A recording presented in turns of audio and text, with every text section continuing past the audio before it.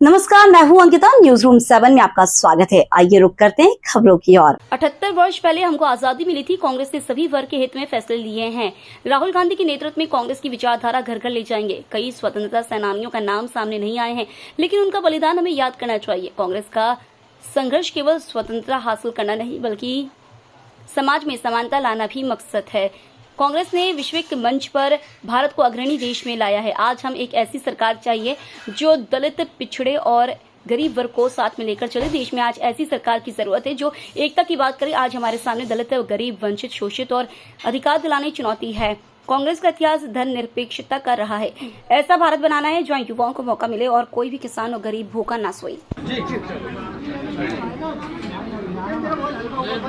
आज देश का 78वां स्वतंत्रता दिवस है। इस अवसर पर देशवासियों को, प्रदेशवासियों को खूब ढेर सारी शुभकामनाएं। प्रदेश में जिस तरीके की नई सरकार बनने के बाद लोकतंत्र में जो जीता वो सिकंदर, जो चुनौतियां हैं उसके लिए कांग्रेस को जो जिम्मेवारी मिली है वो विपक्ष की भूमिका की मिली है। राजनीतिक विचारों से ऊपर उठकर प्रदेश और देश की उन्नति और देश के सभी नागरिकों के समान अधिकार की देश का संविधान हम सबको आज़ादी देता है। मुझे खुशी है इस बात की कि 78 साल में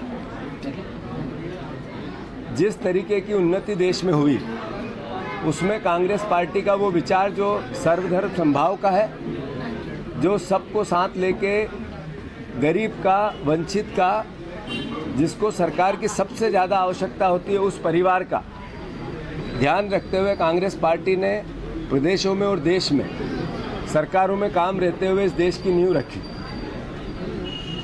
वो महान स्वतंत्रता संग्राम सेनानी जिनके इतिहास में नाम दर्ज है, उनको तो हम याद करते ही हैं, पर ऐसे भी कई परिवार के लोग हैं जिनका इतिहास में नाम दर्ज नहीं है, पर उन्होंने भी अपना सब कुछ सर्वोच्च निछावर देश की आज़ादी के लिए किया, जिसमें आप और हम और भावी पीढ़ी स्वतंत्रता से सांस ले सकें। उनको भी इस वक्त हम याद करते हैं। साथियों, मध्य प्रदेश के संदर्भ में एक तरफ जहां देश की उन्नति और देश की सुख शांति के लिए हम प्रयासरत हैं, दूसरी तरफ हमें चिंता है कि कल ही एक जनपद के साथी ने, जो दलित समाज का था, अनुसूचित जाति समाज का था, उसने जनपद अध्यक्ष होने के बाद झंडा फहराने के लिए जद्दोजहद उनको करना पड़ा।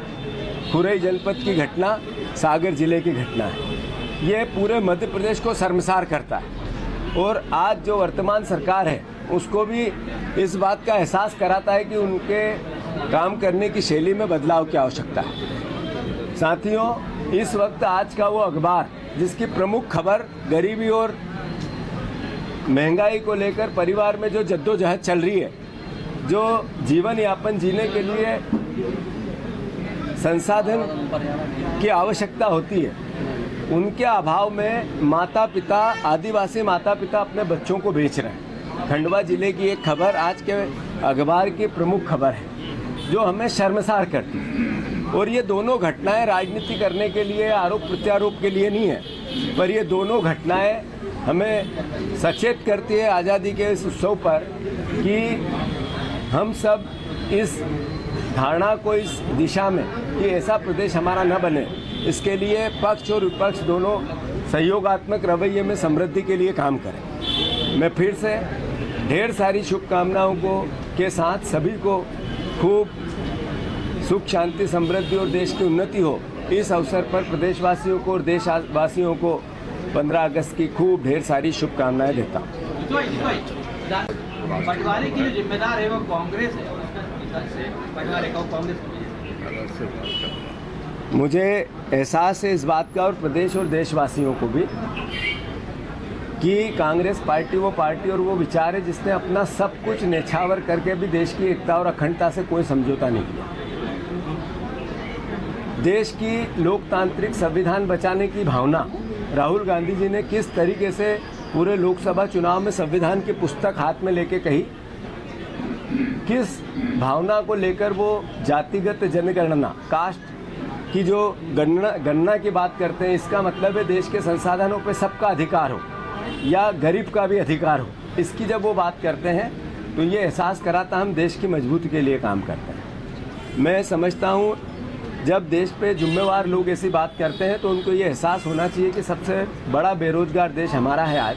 सेंसेक्स बताते हैं भारत सरकार के आरोप प्रत्यारोप का विषय नहीं है। सबसे महंगा देश हमारा है, ये आरोप प्रत्यारोप का विषय नहीं है, ये भी भारत सरकार के सेंसेक्स बताते हैं। सबसे ज़्यादा देश में संविधान की बहस हो रही है।